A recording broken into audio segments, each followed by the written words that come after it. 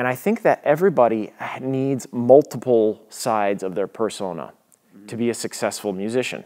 Hey guys, so the Met Opera has closed for 2.5 weeks, and a lot of you guys are probably sitting at home with nothing to do. Also, I'm hanging out here in the suburbs, just kind of waiting to hear when I'll go back to work. I brought all my video and audio equipment, I brought my snare drum, my tambourine, so this is officially the Audition Hacker in Exile Studios. And since we're all sitting at home, bored, together, I thought I would still come out with some videos to give you some ideas on how to improve at your instrument so you can actually use this time wisely and practice. If you want to learn how to get organized and make your own practice schedule, you can download our new Organize Your Practice Starter Kit at robknopper.com/organize. So today's video is our regularly scheduled video, the one that was always supposed to come out today. It's our interview with Nathan Hughes, the principal oboist in the Metropolitan Opera Orchestra. Now, organizing your practice seems very logistical and methodical, and it seems very left-brained. But as musicians, we're artists. We're here to help the listener feel something. So I specifically wanted to ask Nathan about this because as an oboe player, he has to make reeds all the time. So he has to manage his time very carefully and do all of the left-brained activities of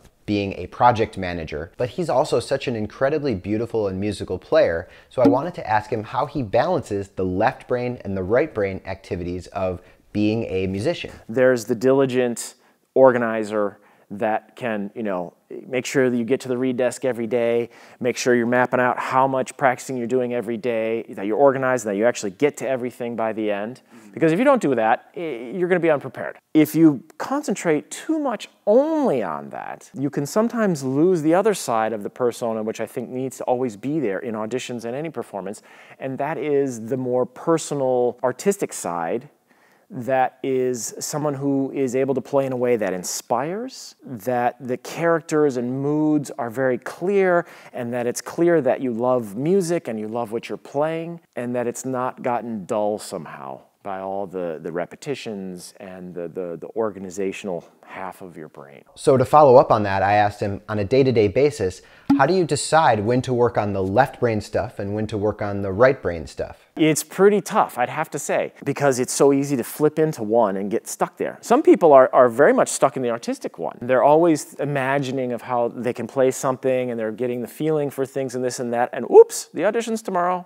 They didn't do all the things they needed to do. So I think you really just have to ask yourself the question, are you exercising both muscles? I wouldn't wait until the end to exercise the artistic muscle. Obviously, the organizational element has to be done pretty early so you can see what you need to do. I tend to think of things on the left brain side of things. I'm usually a more methodical thinker. I'm interested in project management and organizing and the task management of figuring out how to become a musician. So I wanted to ask Nathan how he finds inspiration for his creative side. Where does he find the spark of creativity that he uses to decide how to shape a passage or how to color his sound? When you're studying excerpts, that you try to dig deep into them to find the love for the excerpt that you can find in any given thing you're playing. You have to love what you're playing. So that means personalizing the excerpt. Finding out if the character in this excerpt is relating to something that has happened in your life before, some person you know in your life. You can find inspiration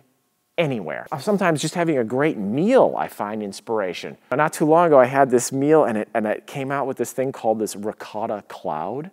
Ooh. And it was somehow whipped ricotta or something like that. Okay. And I was eating it and I was like, this is the smoothest, creamiest thing I have ever tasted. And I thought to myself, this is what I want my legato to sound like. This is my legato right here. And then I asked Nathan, is there anything else he wants to say about organizing your practice? Just try to remember why you're doing it. You love music, that's why you got into it.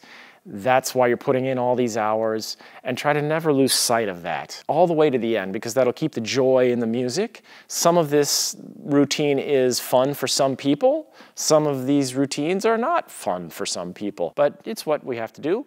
And try to just remind yourself about that joy. I want to say a sincere thank you to Nathan Hughes for helping us feel inspired and motivated to practice and improve during this difficult time in the world. This was actually just some highlights from the full interview with Nathan that I'll be releasing with my Organize Your Practice course this fall. If you want to take advantage of this time off that you have, the best thing you could do would be to organize the rest of the 2 weeks or 3 weeks or however long you have away from school or work so that you can be maximally productive, both in terms of how you structure the day, but also making sure that you're getting to all the projects that you want to get to by making sure that you're working on the right things every day. I made something that could help you create this kind of practice schedule. It's called the Organize Your Practice Starter Kit. It's a step-by-step process that shows you how I go through my calendar, figure out my to-do lists, and make a practice schedule that I follow day by day. You can download that at robknopper.com/organize. All right, guys, thanks for watching. Stay safe, wash your hands,